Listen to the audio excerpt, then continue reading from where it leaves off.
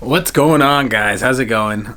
I know, a little crazy. 2 videos in a month.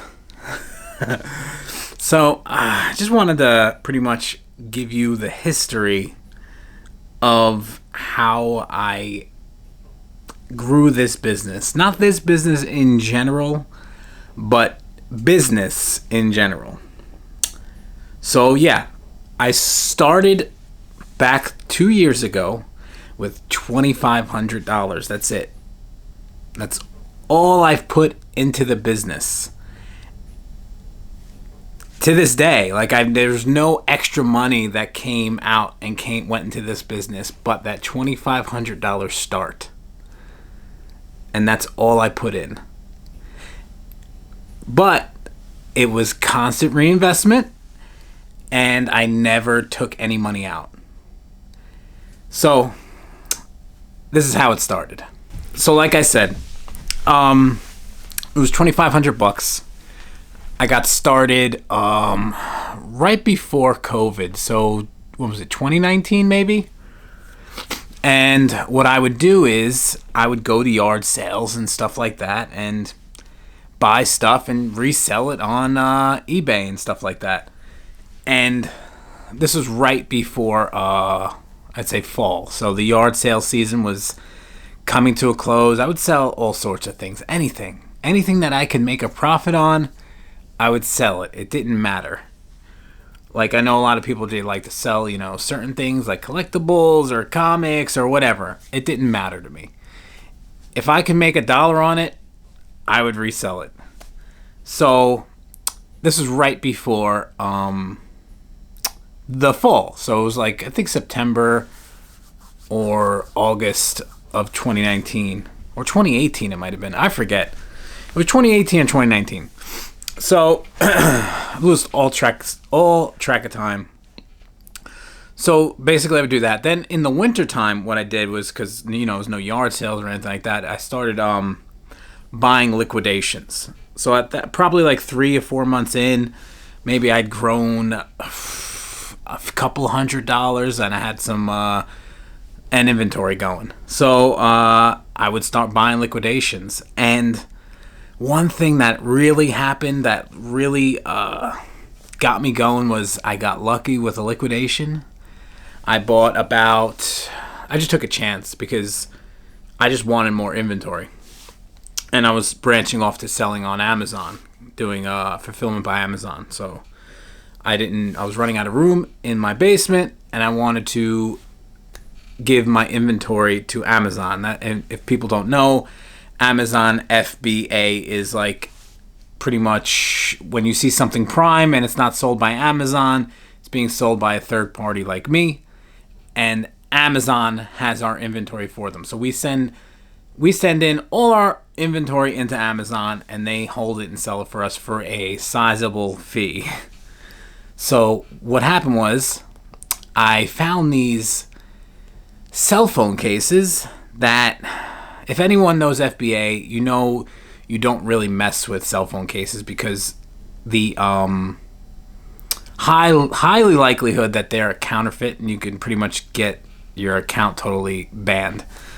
But being a new person, I took a chance and bought this liquidation, and they were good cell phone cases. They worked. They were from a really obscure cell phone, and I was pretty much the only seller on the listing.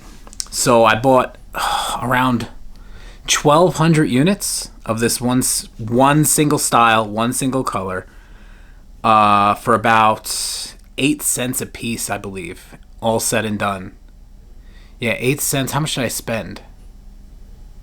With shipping and everything, it was like $180. It was nothing. I was like, whatever.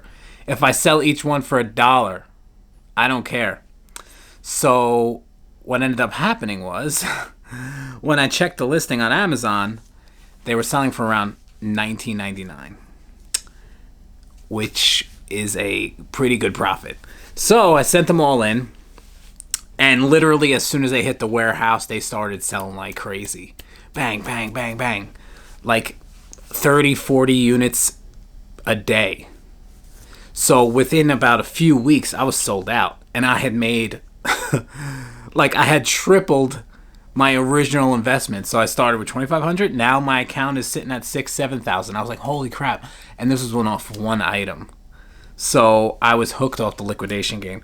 So I kept buying liquidations, anything. I didn't care. I just wanted it. If it was cheap, I wanted it. So kept reinvesting everything. And then I sort of got burnt out with the liquidation game because it was just so much, like, so many different things that I couldn't be an expert in everything. So after that, what happened was COVID happened, and there really wasn't many liquidations going on. There really wasn't any sort of auctions or anything like that because of COVID. So I had to readjust, and I was working full time this whole time I was doing this. It was pretty much just a side hustle for me that I was just like, you know what? I started with this amount of money. I don't care if I lose it. Doesn't matter. I want to give it a go. I want to try it out, see how I do. So after that, I lost my train of thought. Oh, right. Okay. So after that, COVID happened. And what happened was there was no more auctions, everything like that, like I said. So I needed to find a sort of more reliable method of making money. So what I did was retail arbitrage. Retail arbitrage is you buy something for retail from a store. You could walk into the store and buy it and then sell it for a higher price on Amazon, of course. Now, people do this all the time. It's perfectly fine. There's people that have businesses just exclusively doing this. Now, I pretty much got lucky. I stumbled onto something. I stumbled onto this one item. And this one item has about 50 different cents. I'm going to tell you what the item was. And this is what pretty much catapulted my business into what it is today. Just selling this one item on Amazon. They are meltable wax cubes for wax melters. And what I would do is literally, I wouldn't even go into the store. I would just go on Walmart.com, buy these little cent cubes, repackage them into a multi-pack of different scents, and sell them on Amazon. If you just sold them directly on Amazon in their original form, no one would buy it. You would make no money. But what you do is you make like a different scent package, like an autumn scent package with different scents. It adds value to the product because people are like, oh, I like the scent. I like all the scents in autumn. Let me get this package. Sure, they can go into the store and buy it cheaper, but the fact that you're packaging it up yourself and you're branding it as a autumn scent or whatever, it puts a little bit more value on it. So it was very small profit margins, but there was a profit margin there. So I would probably make 15-20% return on my investment every one I sold, but it was very high volume, so a lot sold every day. It got to a point where I couldn't even order enough online. I bought a pickup truck to help me go to Walmart. I would go on Walmart.com and have it sent to the store because of how much volume I was buying.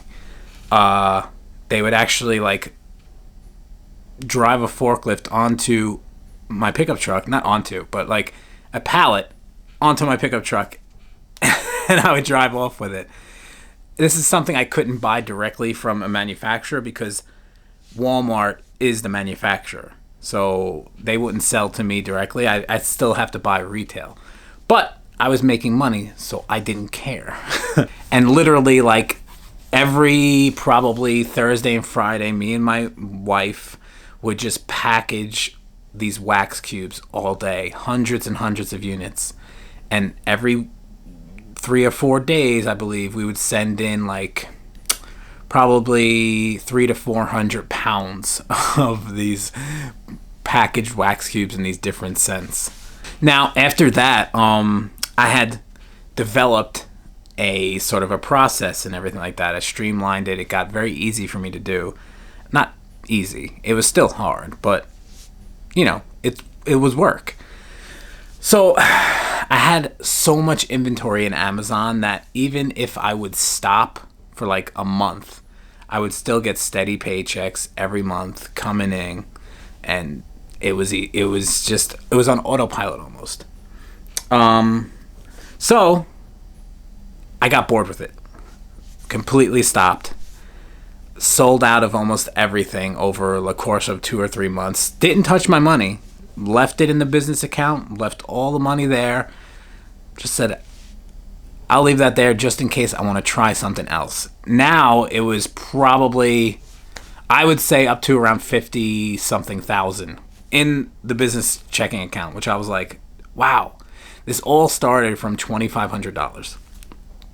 So at this point, I think Zendikar Rising was just coming out, and it was like insane. You couldn't get the collector boosters, you couldn't get anything. So I had bought 2 master cases of collector boosters, which is 48 collector boosters. I paid retail at the time, which I think I paid $240 a box, and I was like, I just want to open them and see if I can make money, because I have all this money. I like Magic. Let me try and see how this goes. And lo and behold, I made money. Even paying I believe it was $240 or $250 a box. It might even been $260, tell you the truth. I forget. It was just a blur to me at that time. And it's actually an old video on my YouTube channel, me opening a collector booster to see if I can make money. And that particular one box, I didn't. But the law of numbers, the more you open, the law of numbers is on your side, basically. So I ended up making probably, not a lot, of course. Opening sealed product, you can't make a killing. If you get lucky, you make a little bit. So I think I made like 20 or 30% on the whole investment, which is a lot. But you have to, during this time, I was finding unique ways to move the product online. You can't just throw the cards on TCG Player and call it a day. Oh, they'll buy it when they buy it. No, you have to sell here. You got to sell there. You got to sell on eBay. You got to sell play sets. You got to do this. There's so many things, and I was learning this whole. I wanted to. My game, pretty much, is figuring out unique ways how to squeeze value out of every single card that I had at that time. That was the game to me. It's like, oh, I can make an extra 1% if I do this. So I would do it. It took time, it took a lot of time, but I did it because I wanted to figure it out. And then I got this idea in my head. Terrible idea. You know what? I'm going to open a game store. Just on a whim. Still working full time. Now, I did have a good job. I, made 6 figures. I was working in a warehouse and making 6 figures. But I wasn't happy. I didn't like going into work. I didn't like sweating my ass off in a hot warehouse all day. I didn't like some of the people I worked with. I didn't like the management. Terrible people. Just terrible. Like, no, after working there, I've come to realize that every large company, they don't have any idea what they're doing. They've been in operation for so long that they're pretty much just on autopilot. And that's it. It's terrible. So after the Zendikar Rising sort of come up, I would say, I didn't really buy any more Magic cards to sell. I just pretty much sold through that. Sat on the money. Then the Pokemon boom craze was like in full effect. Now, from my past business with the liquidations and everything like that, I would always need like supplies and things like that, or I got really big into Funko Pops, selling those.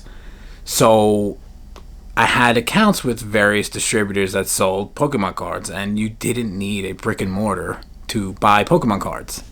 So now I started a Pokemon business.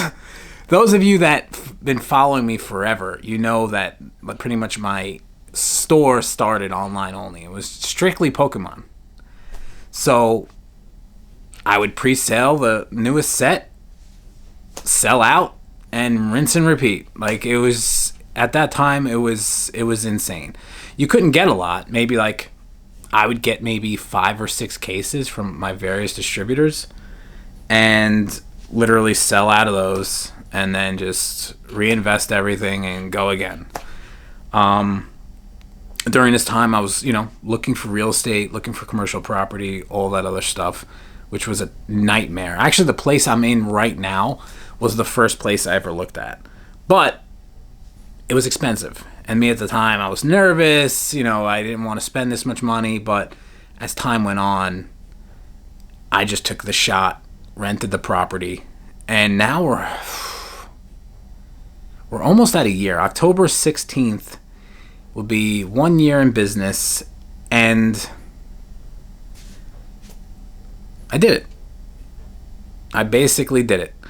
I'm not going to say that I did it, but I basically did it.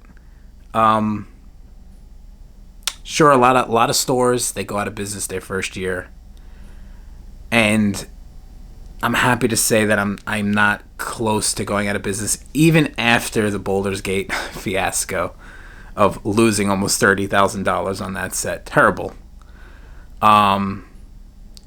Yeah, so I did it. And if I could share any advice with anyone,